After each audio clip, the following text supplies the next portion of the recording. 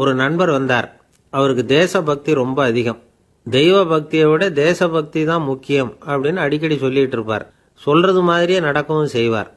உண்மையாவே தேசபக்தியோட உள்ளவங்களும் உண்டு, தேசபக்தி இருக்கிறதாக காட்டிக்கிறவங்களும் உண்டு அப்படின்னு நான் ஒரு நாள் சொன்னேன் அவர்கிட்ட. உடனே அவர் எனக்கு ஒரு கதை சொன்னார். போலந்து தேசத்து குட்டி கதையாது.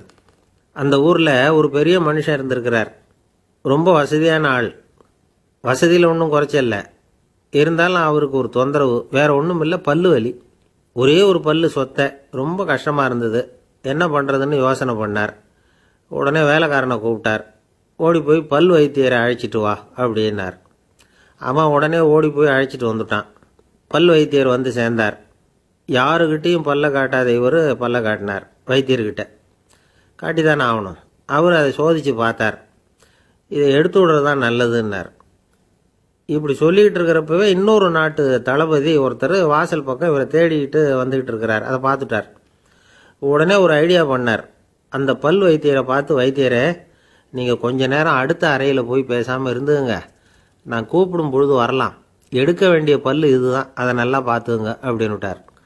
அவரும் சரின்னு சொல்லிவிட்டு அடுத்த ரூமுக்கு போய் உட்காந்துக்கிட்டார். அந்த அடுத்த நாட்டு தளபதி உள்ளே வந்தார். அவரை கூப்பிட்டு உட்கார வச்சு பேசிக்கிட்டு இருந்தார் இவர். அப்போ இவர் சொன்னார், நீங்கள் உங்கள் நாட்டில எல்லாம் எல்லாருக்கும் தேசபக்தி இருக்கிறதா காட்டிக்கிறீங்க, ஆனால் உங்களை விட எங்களுக்கு தேசபக்தி ரொம்ப அதிகம். அதை இப்போ கூட என்னால் நிரூபிக்க முடியும்னார். எப்படி நிரூபிப்பீங்கன்னு கேட்டார் அந்த தளபதி. இதை பாருங்கள், எங்கள் தேசபக்தியை காட்டுறதுக்காக நாங்கள் எதை வேணும்னாலும் தியாகம் பண்ணுறதுக்கு தயாராக இருக்கிறோம். உங்களால் செய்ய முடியாததை கூட நான் செஞ்சு காட்டுவேன் அப்படின்னார் இவர். அடடே, அப்படியா, எங்கே செஞ்சு காட்டுங்க பார்க்கலாம் அப்படின்னார் அந்த தளபதி. உடனே அவர் அந்த பல் வைத்தியரை அழைச்சிக்கிட்டு வர சொன்னார். பக்கத்து ரூமில் இருந்து அவர் வந்து சேர்ந்தார். இதை பாருங்கள், இப்போ என்னுடைய தேசபக்தியை காட்டுறதுக்கு ஆசைப்படுறேன். அதுக்காக என்னோட பல்லில் உன்னை வந்து தியாகம் பண்ண விரும்புகிறேன். என்கிட்ட இருக்கிற பல்லில் ஒன்றை தியாகம் பண்ணுறதுக்கு ஆசைப்படுறேன். அதனால் என் பல்லில் ஒன்றை பிடுங்கி எடுத்துருங்கோ அப்படின்னார். பல் வைத்தியர் புரிஞ்சுக்கிட்டார். கரெக்டாக அந்த சொத்த பல்லை பிடுங்கி எடுத்துட்டார். இதை பார்த்த உடனே அந்த அடுத்த நாட்டு தளபதிக்கு ரோஷம் வந்துட்டது. நிமிர்ந்து பார்த்தார். இதோ பாருங்கள், நானும் தேசபக்தியில் உங்களை விட ஒன்றும் குறைஞ்சி போயிடல. நானும் எதை வேணாலும் தியாகம் பண்ணுறதுக்கு தயாராக இருக்கிறேன். வைத்தியரே, இங்கே வாங்கன்னு வைத்தியரை கூப்பிட்டார். இதை பாருங்கள், அவர் வந்து ஒரு பல்ல தானே தியாகம் பண்ணார். நான் எங்கள் நாட்டுக்காக 2 பல்ல தியாகம் பண்ணுறதுக்கு தயாராக இருக்கிறேன். என்கிட்ட 2 பல்ல பிடிங்க எடுத்துருங்கன்னார். வைத்தியர் பார்த்தார். அவருக்கு என்ன, அவருக்கு வலிக்க போகுது. இருக்கிறதுல நல்ல பல்லா பார்த்து 2 பிடிங்க எடுத்துட்டார்.